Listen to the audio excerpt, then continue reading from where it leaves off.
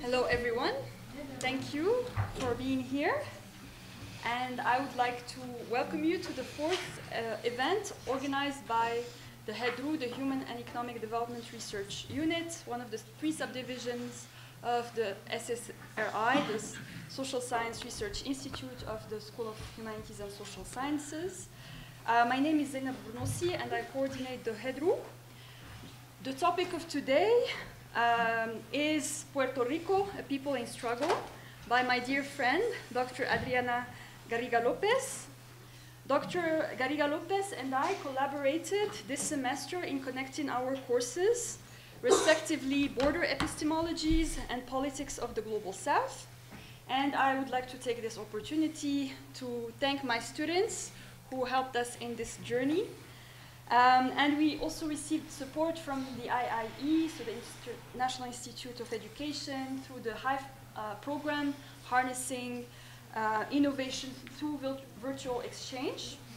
It was a successful experience, I think, I hope, definitely for me, of cross-cultural exchange in addition to intellectual mingling.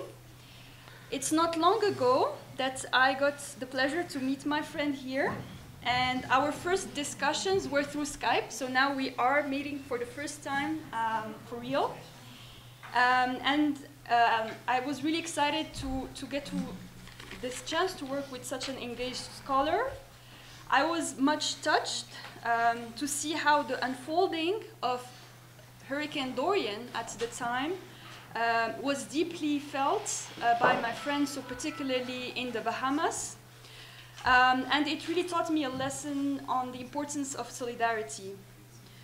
Now let me tell you a bit about my friend Dr. Garriga-López. She is an associate professor and chair of anthropology and sociology department at Kalamazoo College in Kalamazoo, Michigan.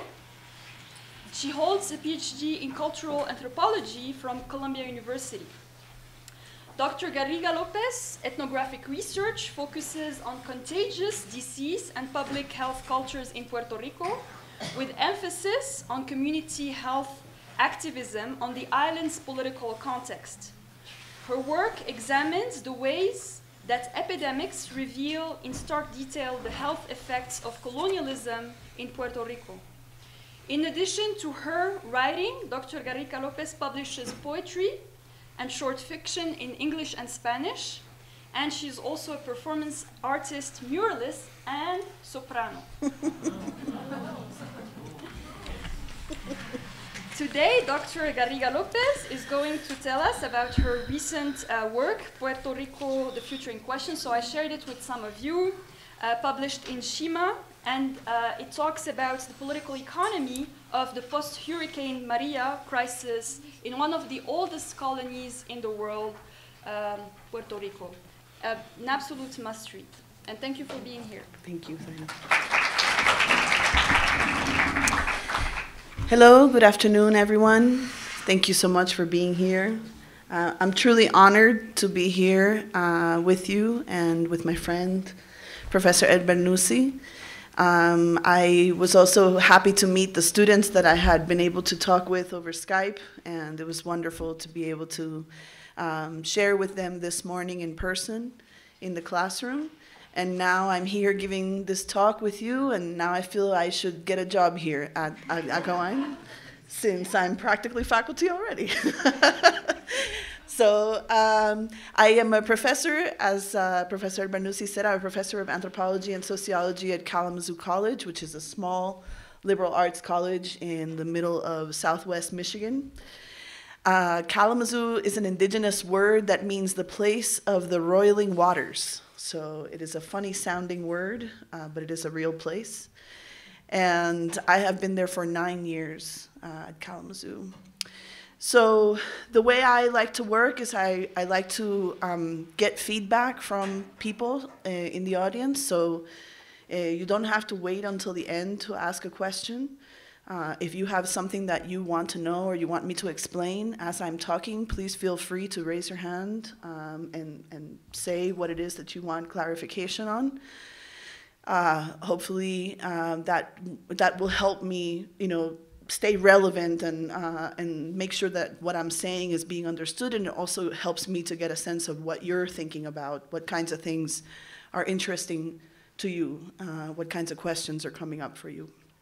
So please feel free to ask questions throughout. And then we'll have a sort of more conversation time at the end as well. I don't want to start before saying thank you to my friend Z-Zaynab al-Bernoussi.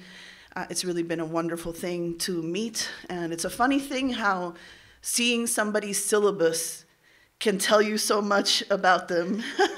And the minute I saw her syllabus, I said, I think I can be friends with this person.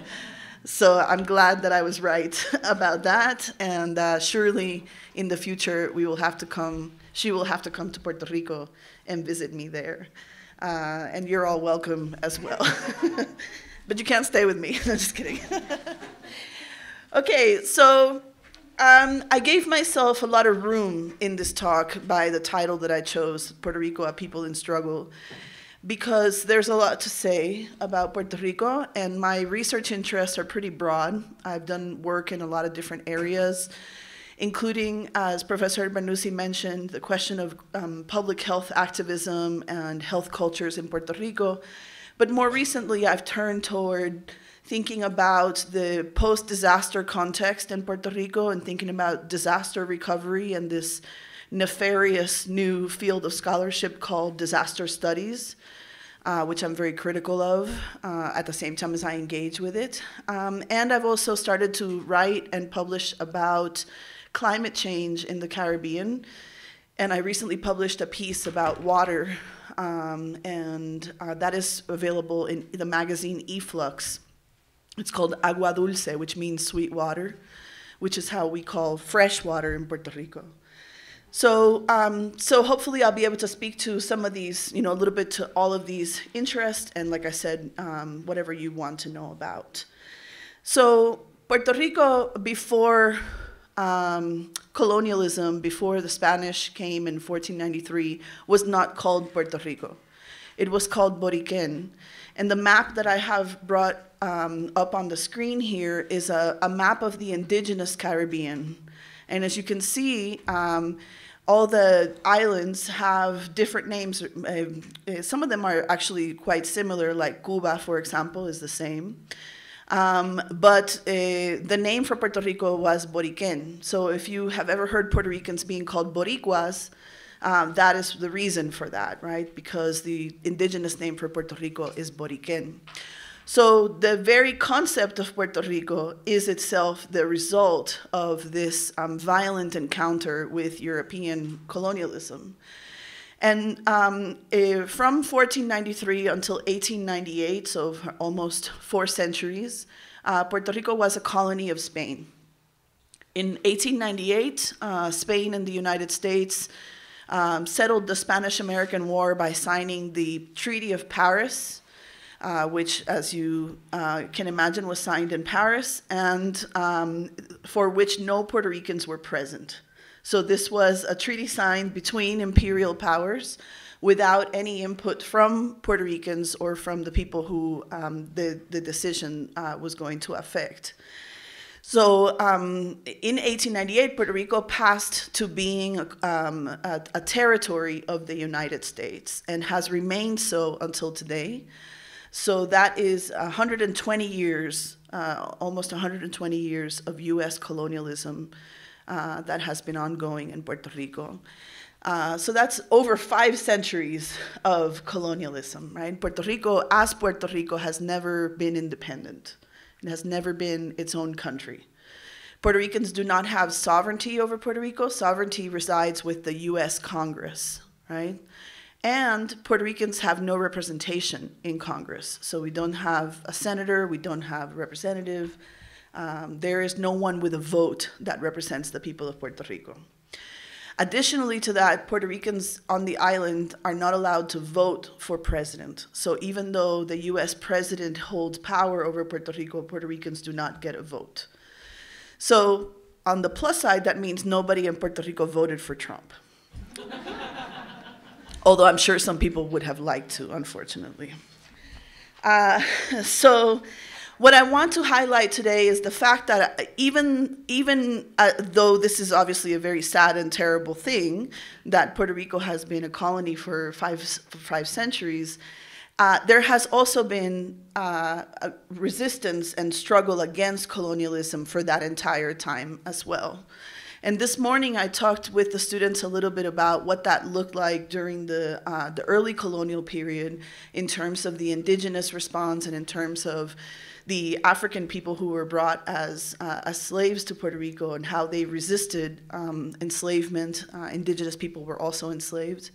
And the solidarity that existed between indigenous people and Africans in the Caribbean, not just in Puerto Rico, but all over the Caribbean, and which resulted in the creation of unique Creole societies, right?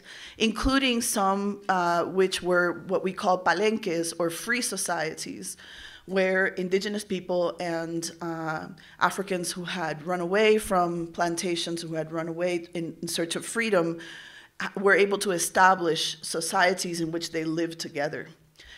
Those palenques, or those free societies, were made possible by the fact that people had access to the land. They had access to the ocean. They were able to feed themselves and you know, meet their necessities, meet their needs by the land and the water that they were living with and surrounded by. The process of colonialism, especially in the last 120 years under US colonialism, has been a process of removing people from those resources.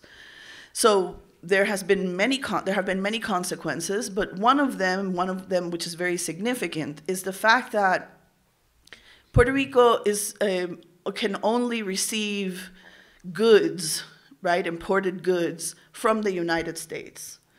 So that doesn't mean that we don't get, you know, food items or wine or other kinds of things that come from Europe or come from other parts of the world. But before they get to Puerto Rico, they have to go to the United States. And then they come to Puerto Rico, paying, of course, taxes to the United States. And they have to come in US-built ships, flying US flags with US crews. So that means that the price of food and basic necessities is very high. Right? So it's very costly to live in Puerto Rico. And we have gotten to the point where somewhere between 85 to 90% of everything that is consumed in Puerto Rico is sent from the United States, is imported from the United States, right? So that means that the majority of what people eat and drink and consume are things that are not made in Puerto Rico. Right? That means that they're coming in ships, in frozen food or prepackaged food or processed food that comes on these boats to Puerto Rico.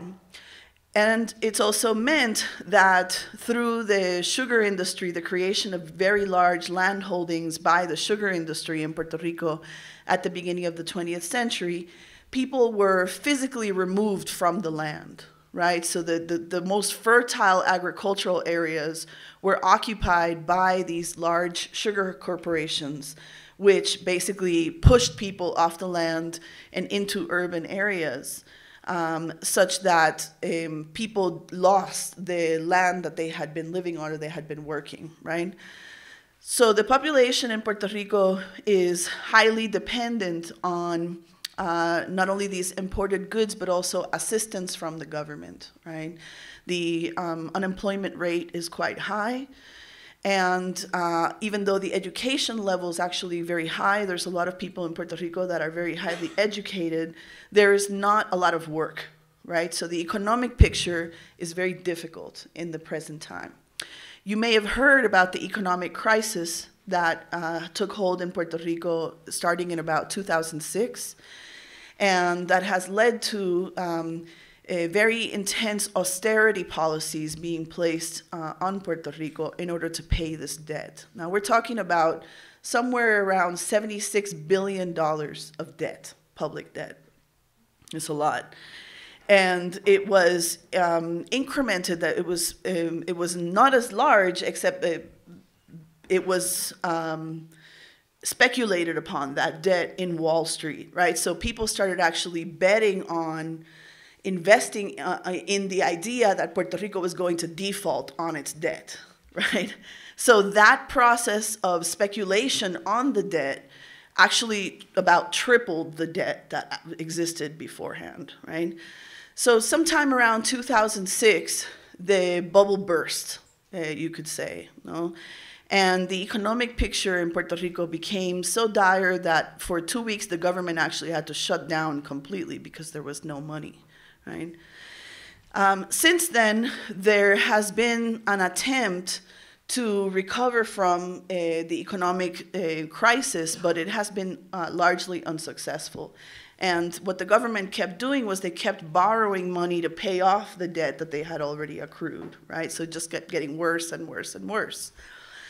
And then in 2016, once the government of Puerto Rico declared the debt unpayable, they said there's no way we could possibly pay this debt. They ran the numbers and they said no matter what we do, we're not going to be able to pay this debt.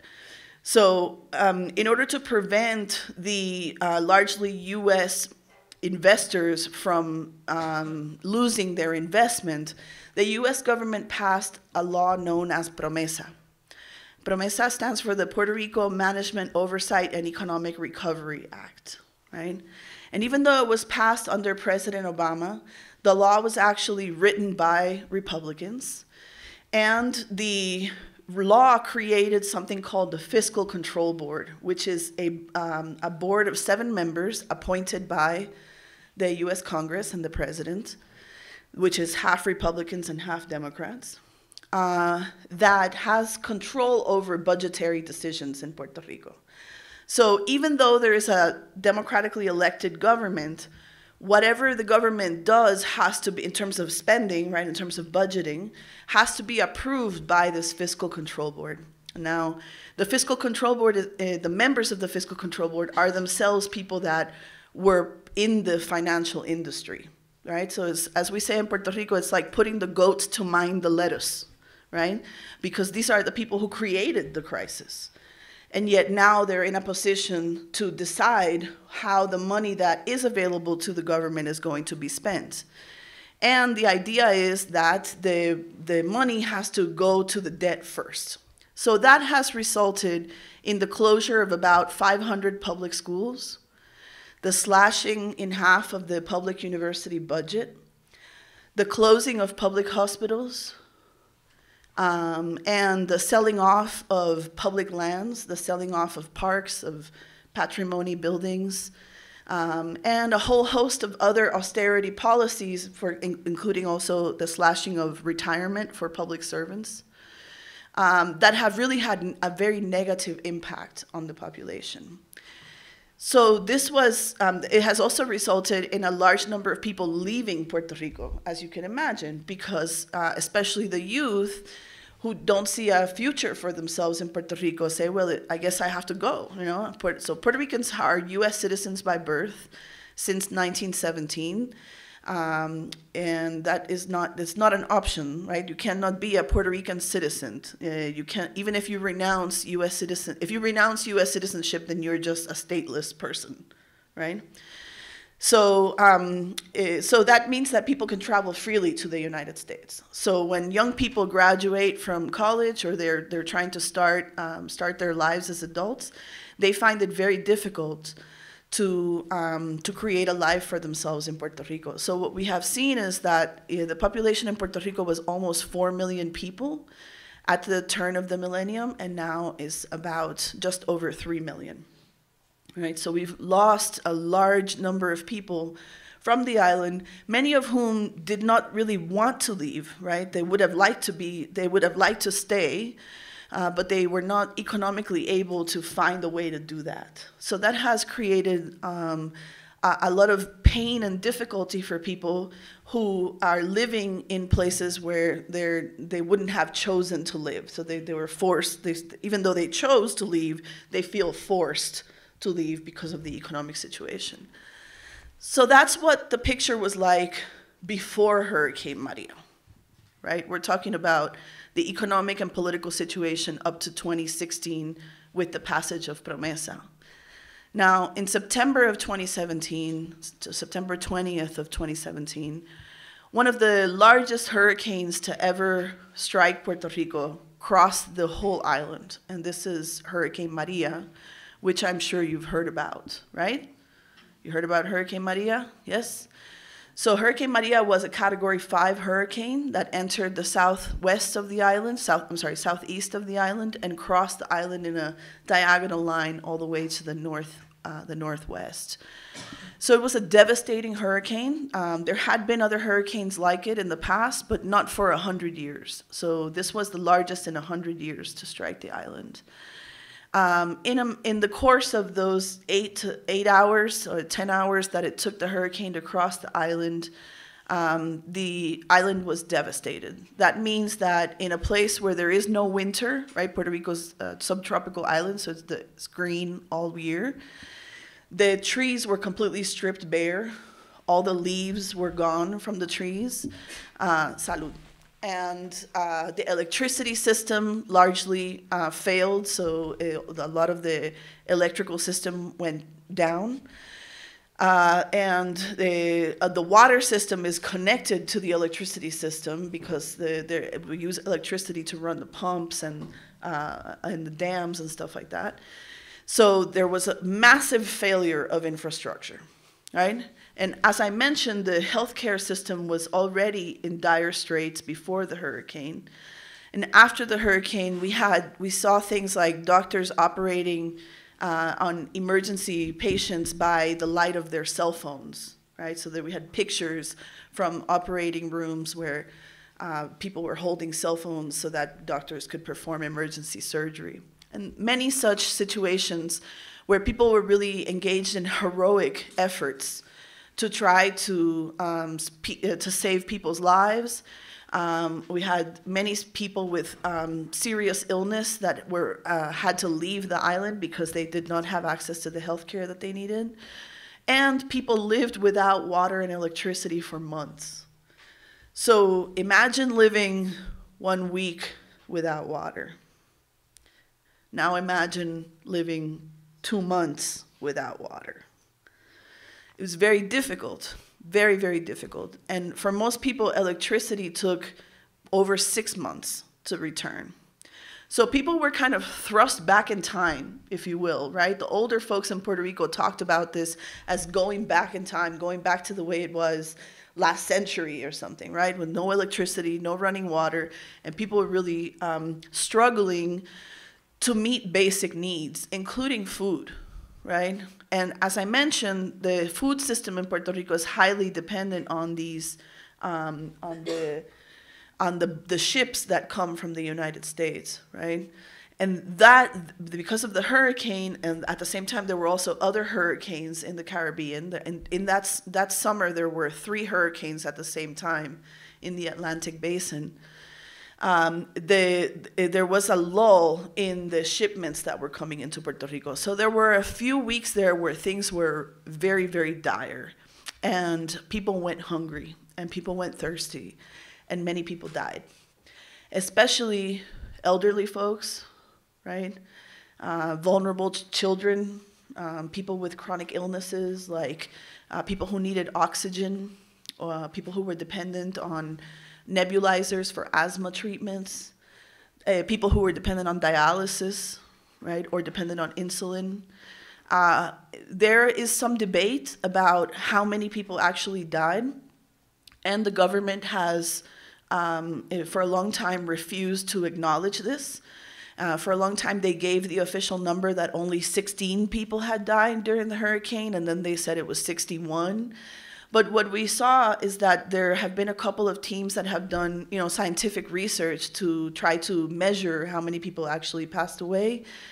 And on average, the idea is that the consensus is that at least 3,000 and maybe something up to like 8,000 people died in the 8 months after the hurricane in Puerto Rico. So that's a very large number of people for a small island with a small population, right? At the same time as all of this was happening, we had a president who did not seem to take very seriously the situation in Puerto Rico, and in fact famously showed up in order to throw paper towels at refugees who were in a shelter. I don't know if you saw that picture. It was a picture that circulated pretty broadly. And basically insulted Puerto Ricans over and over, saying that Puerto Ricans didn't want to do anything for themselves, that they wanted the US government to do everything for them. And the reality is that FEMA, the Federal Emergency Management Agency, did not kick into action right away in Puerto Rico. What they did was they started confiscating the supplies that were coming in. So very, very quickly, Puerto Ricans outside of Puerto Rico started sending generators, water, medicine, food, and FEMA would go to the airport and actually confiscate these things that people were bringing, as well as confiscating them through the cargo, once the cargo ships and cargo airplanes started coming in. And at the same time, the US military took about 2 weeks to arrive in Puerto Rico. So the first 2 weeks, people were really on their own. And they did not receive a lot of help. After that, the US military delivered some food and some supplies. It took 39 days for a medical ship, the USS Comfort, to arrive in Puerto Rico. And once they arrived, they refused to dock in San Juan, so they made it very difficult for people to access that boat, which was full of doctors and supplies. So the reality is that there was a real abandonment of the Puerto Rican population during this major crisis. So the hurricane was terrible. It was, it was a natural phenomenon, of course, augmented by climate change, but it is a natural phenomenon after all. But what was the real disaster? The real disaster was not the hurricane. The real disaster was the lack of governmental response to the hurricane, right? And now, we're living in a situation in which the ocean temperatures around Puerto Rico are continually increasing due to global warming. And the warmer the ocean is, the more likely it is that hurricanes will develop. And Puerto Rico has a 6-month hurricane season from June 1st to November.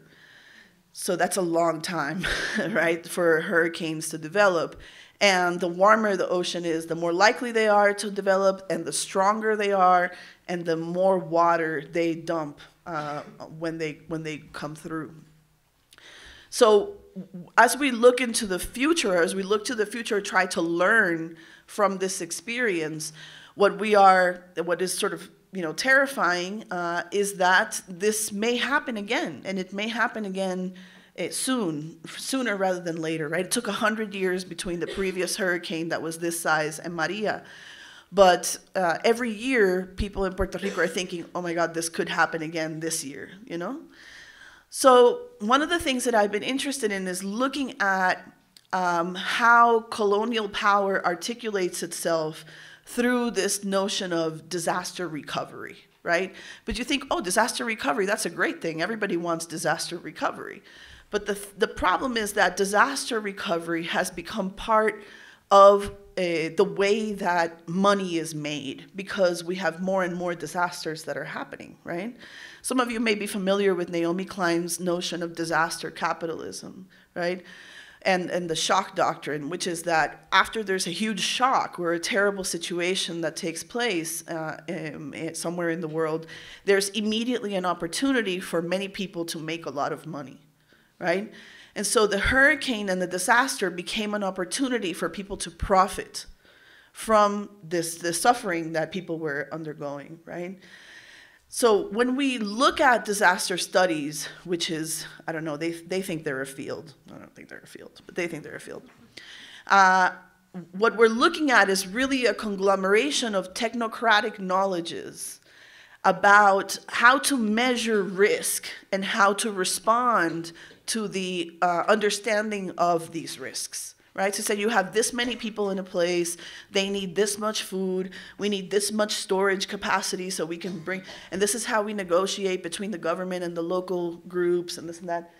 But in the end, because Puerto Rico is a colony, because there is no political sovereignty, because Puerto Ricans, there's not really democracy in Puerto Rico, the decisions about how disaster recovery will happen are made by people outside of Puerto Rico, right?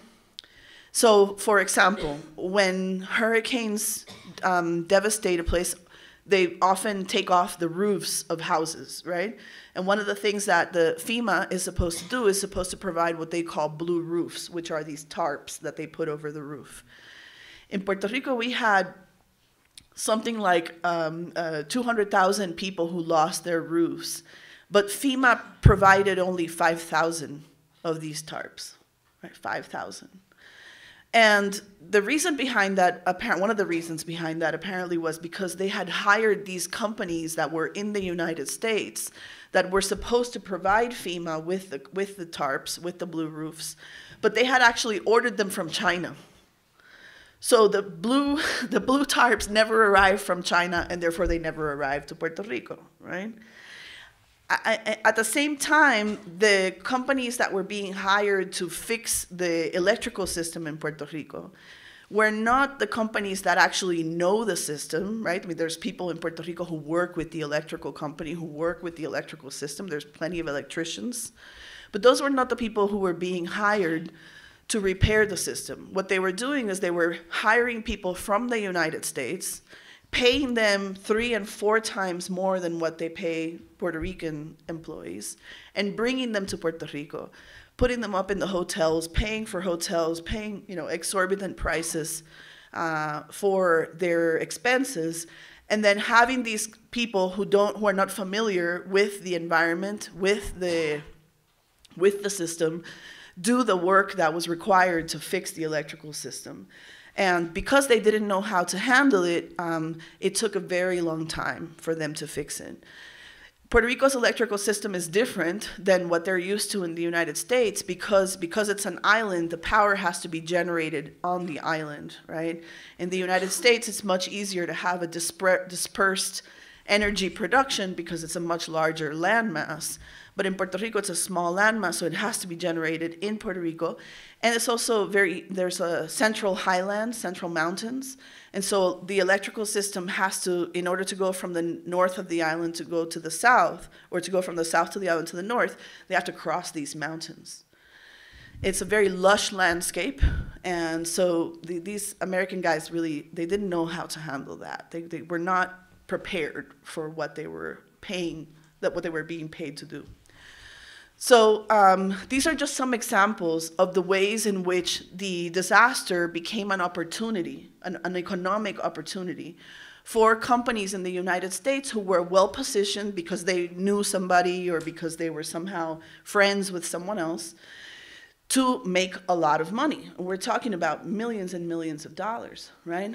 So the majority of the money that was sent to Puerto Rico, or that was apportioned to disaster recovery in Puerto Rico, was actually paid to US companies. So even, sometimes you hear Trump saying things like he sent $98 billion to Puerto Rico. It's completely false. Only about $24 billion have been actually released for Puerto Rico aid. And the majority of that has gone, like I said, to paying US companies and also to paying for things like food, right? Because people were unable, a lot of people lost their jobs as a result of the hurricane, and they were dependent on food aid coming to Puerto Rico. Now, as you can imagine, it's when you use disaster recovery money to pay for food, people eat the food and then the money's gone. Right? It's not going to go into recovering economically from the disaster. It's just going to go to keeping people alive, right? So for me, I mean, all of that is very worrisome, right? And there's a lot of anger for me and for many other Puerto Ricans, frustration, pain. We saw people die and terrible situations took place. I'm sure you've heard about some of those in the news, in the media. And if you want to know more, I'm happy to answer any questions that you have about that. But as an academic, as an intellectual, or as a researcher, one of the things that I think is really interesting is that even in this context of things being so terrible, people still found a way to survive. they still found a way to help each other recover from this devastation without government aid, without support, and without political power, right? The government was basically absent during this situation, with the exception, like I said, of some food that was being delivered. There were these nutritionists that actually did a study of the food that the U.S. Army brought to Puerto Rico, and they found that it was nutritionally subpar.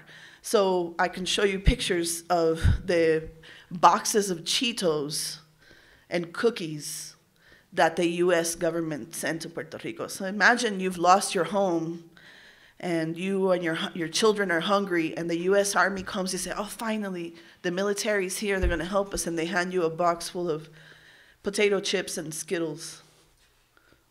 This is what happened. I'm not making this up. No, it's not conjecture.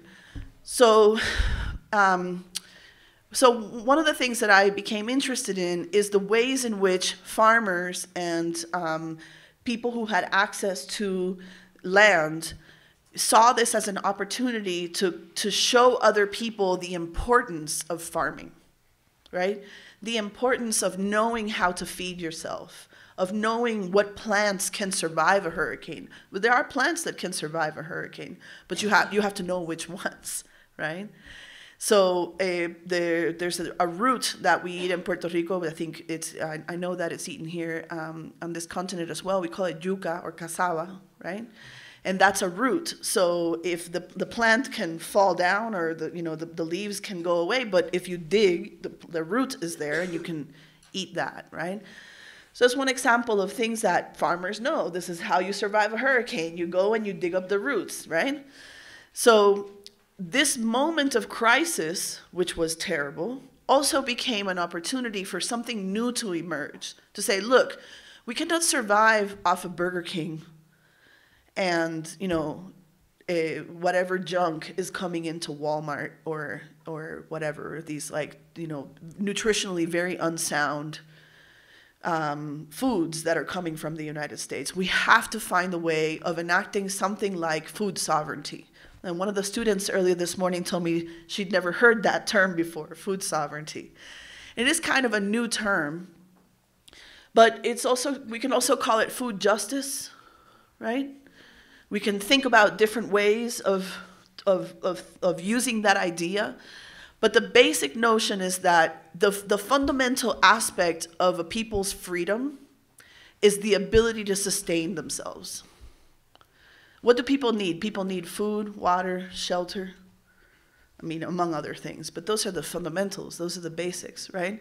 So as you can imagine, it's very difficult to think about how Puerto Rico can overthrow U.S. power. How would you do that? It's a question that many Puerto Ricans ask themselves, right? Can we convince them to leave? I don't know. They seem to like their vacation homes there, no? So how can we enact freedom in a context of unfreedom? And this is a very philosophical problem, right? In a context of political unfreedom, are people capable of enacting sovereignty in their communities on a smaller scale? Now, this is a different notion of sovereignty than political sovereignty. We're not talking about the sovereignty of the government. We're not talking about the sovereignty of the state. We're talking about something that Samir Amin, the Egyptian intellectual, called popular sovereignty, which is the sovereignty of the people, right? And in this process, excuse me, in this process of hurricane recovery, what Puerto Ricans have learned is that despite the ongoing context of political and economic domination that we are living in, we are capable of creating spaces of sovereignty. We are capable of creating spaces of freedom, right? Like the spaces that the indigenous people and the Africans created during Spanish colonialism, right? Which, again, were dependent on their ability, were possible because of their ability to use the environment to sustain themselves, right? Again, Puerto Rico has no winter, so you can grow food the year round. And of course, there's the ocean. which soon is going to have more plastic than fish in it. But that still provides a food source, not just in terms of fish, but also in terms of crabs, in terms of mollusks, all kinds of different things, right? So it's been a beautiful process. It's been very painful, very, very, very painful, but also incredibly beautiful because in this moment, Puerto Ricans sort of rediscovered each other. They said, oh, you need something? Let me help you, Come over to my house. I have a gas stove. You can cook on my stove, right? Oh, I have water. I'm going to bring you water from my job. They're giving water at my job. I'll bring you some. And there was this newfound solidarity that emerged between people that had kind of been eroded through the individualism of US American capitalism and the kind of financial austerity regime, right, that Puerto Rico had been living under. So that's an interesting paradox that at a moment of intense crisis, it was also the moment at which it became possible for people to imagine that we could do for ourselves, right? Because the internalized colonial mentality is that we cannot take care of ourselves, that we need the United States. And people will tell you that all the time. Oh, we couldn't live. How could we live without we're just a little island. How could we possibly sustain ourselves? We need the United States. Right? But in this moment, when the United States basically abandoned Puerto Rico and decided, this is your problem, right? Puerto Ricans had no choice but to turn towards each other. And somehow that made it possible for many people to survive. And not only to survive, but to create new ways of being, new ways of relating to each other, especially for the young people, because it created this sense of, well, nobody's going to help me. Help is not coming, right? So what are we going to do? And what people started doing is they started organizing these brigades. And what they would do is like, okay, everybody meet here. And today we're going to go fix this farm. And we're going to help them rebuild their house and fix the roof. And then next week we'll meet here again. And then we'll go to your house. And we'll fix your house. And we'll fix that, right? And so little by little, communities organized on this model of autogestión, it's a word in Spanish, autogestión, but we could call it autonomous organizing. That's how I translate it. People were able to repair the electrical system. I can tell you stories about people I talked to who said, look, they weren't coming to fix the electricity. My husband used to work for the electric company. He still had his tools, so he got up there and he fixed it. And that's how a lot of people got electricity back, was actually by doing it themselves, right? People fixed the roadways.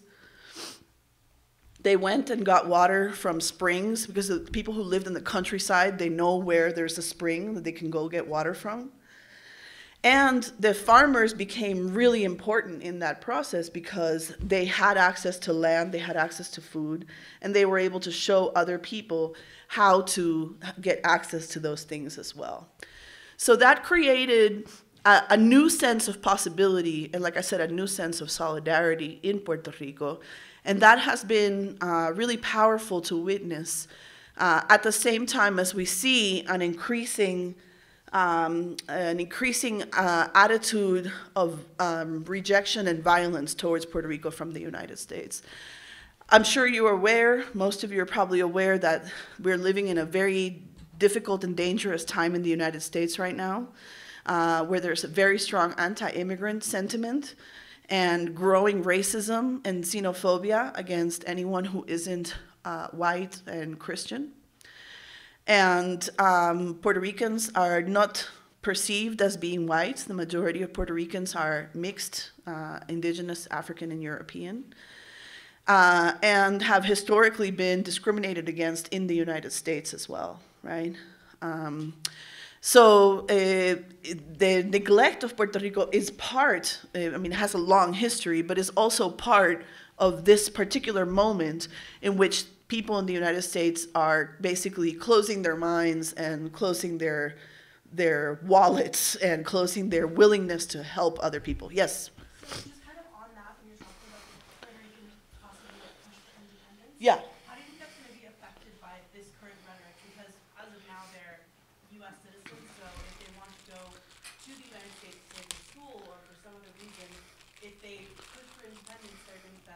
opportunity taken away from them, and they'll know that they're going to be faced with all of this racism and just anti-immigrant rhetoric. I think that's going to affect kind of the movement. It's an interesting question. It's the question on everyone's mind in Puerto Rico, right? How will this experience translate politically? For many people, it has just meant that they had to leave. For example, people with children with autism, there are no more services for children with autism in Puerto Rico. So if you're the mother or the father of a child with autism, it's very likely that you'll decide to leave, right? Many people who had parents, elderly parents, parents with health conditions also decide to leave. So that's one of the ways that people are dealing with it, is just by leaving, which is very sad and also economically very dangerous, because the more people leave, then the less of a tax base you have, which means the less money you have available to actually deal with the economic situation. But that's not an answer to what will happen politically in Puerto Rico. Now, it's a complicated answer I have to give you, because the system, the political system in Puerto Rico is geared towards their relationship with the United States, right? Many people in Puerto Rico would like to become the 51st state of the United States, including my father. I mean, I love my father, but I disagree with him strongly about that. Every time we talk, he's a political scientist, so he's, like you, also very interested in international relations. And so we have interesting family conversations. But he's not alone in that. Many people wish that. Now, can you imagine a situation in the near future in which the United States would agree to that? No, that's not going to happen. So there are also people who would like to retain some kind of connection to the United States, which is not crazy, considering that there are 5 million Puerto Ricans in the United States, more than in Puerto Rico. Yeah? So that's real. There's a real connection. I mean, there's a real sense of, many Puerto Ricans have served in the U.S. military. Thousands and thousands of people, including my grandfather. So there are people who feel that we should not be a state, but we should still be some kind of a part of the United States. But the problem with that is that the only model for that is a colonial model. So what we have right now is not a free association, because for a free association to occur, you first have to have sovereignty and then decide as a free country to enter into a compact with another country. That's not what's happened, no? In order to do that, you would have to actually go through independence first, yeah? And then, so I'm pro-independence. I would like Puerto Rico to be an independent country. But one has to be realistic about what that means today, given that the majority of Latin America has become independent and is still under the extreme political and economic influence of the United States, both covertly and overtly, right? So that's one of the big questions that I have to ask, that I bring with me to ask you today. What does decolonization look like today? Back in the 70s, it meant get a gun, organize a revolution, shoot the colonizer, kick them out, start your own country. Unfortunately, Puerto Rico missed that boat. That is not a model, a political model of independence that we have seen function today in this contemporary moment. And maybe it will be again, but right now it doesn't seem to be the way that it works. So what does decolonization look like today? Yeah, it's a very complicated question. Now, this doesn't mean that Puerto Ricans could not decide to get together and have a revolution. That could happen. And it, to my mind, would be legitimate. That would be a legitimate way forward, but militarily, almost suicidal, right? I mean, how could you do that and win, And not just do it, but do it and win, no? It's very, very difficult for that to be the case. So that's why this model of autonomous organizing, which is almost a kind of anarchist model of politics, has become the dominant mode of decolonization in Puerto Rico. So that means that we decolonize by doing what we can right here between us with what we have. Yes? I would say there are similarities. The Zapatista movement is a little different because it's built on indigenous cosmopolitics, which means that they draw from indigenous concepts and traditions. I mean, they're very modern also, so they're not only drawing from, I mean, they're drawing from modern indigeneity, right? And certainly a lot of people in Puerto Rico are inspired by the Zapatistas. Many people have actually been to Zapatista territory and even some people have received some training also.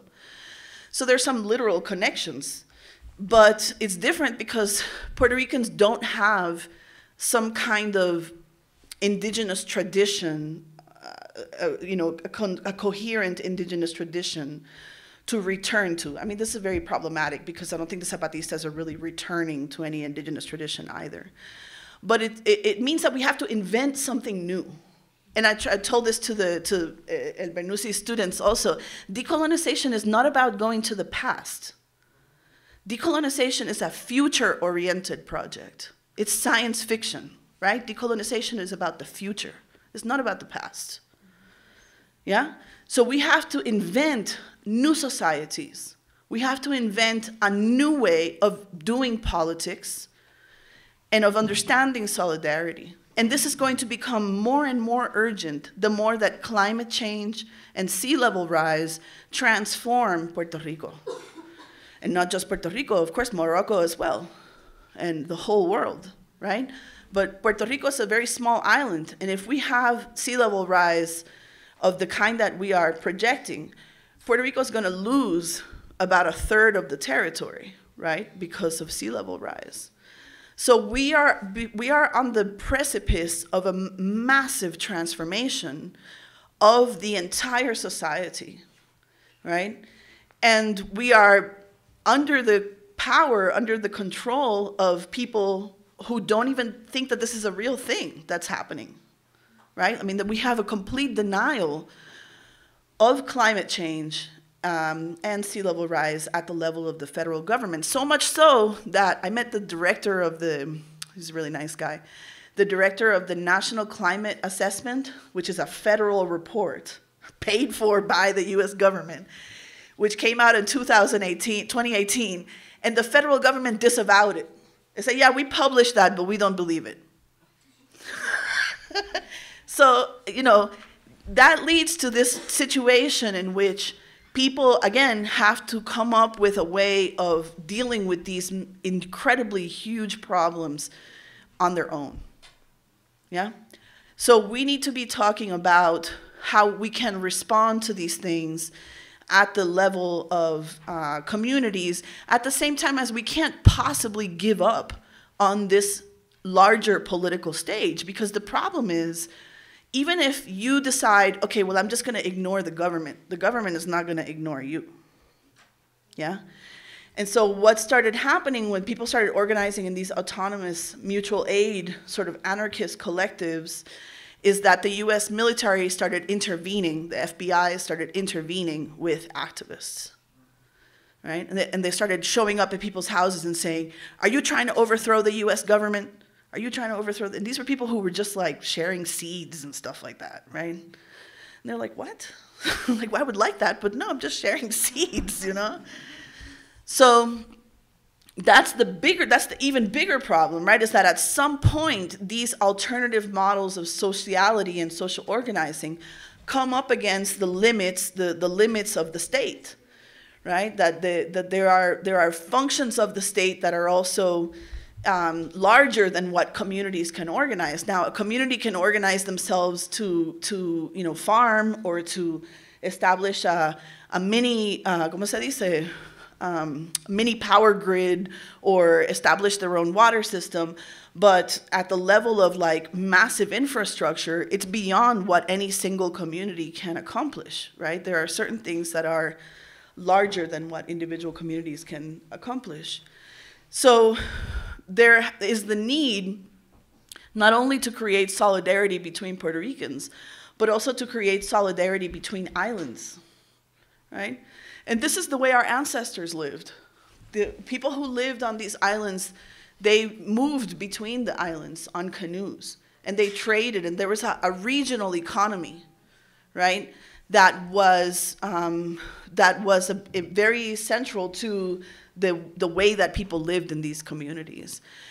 And people tried to do that.